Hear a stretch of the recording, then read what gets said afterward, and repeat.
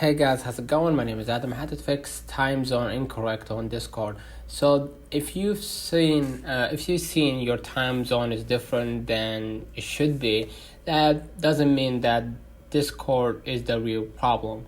Maybe the issue comes from your operating system. So what you're gonna do, you're gonna just type right here in the type here to search control panel, and you're gonna open up the control panel and you're gonna see the control panel just like this. And what you're gonna do, you're gonna just go ahead to the clock and region, and then basically right here you're gonna see change time zone. Click on it, and basically right here you're gonna see the time zone. Click change time zone. You're gonna change it to whatever you want, and then basically after you change it and click OK, what you're gonna do, you're gonna apply the settings and then hit OK, cancel it, and then refresh your Discord, and you're gonna see your time zone has changed. So let me know in the comments if this video helped you. Don't forget to like and subscribe, and thank you for watching.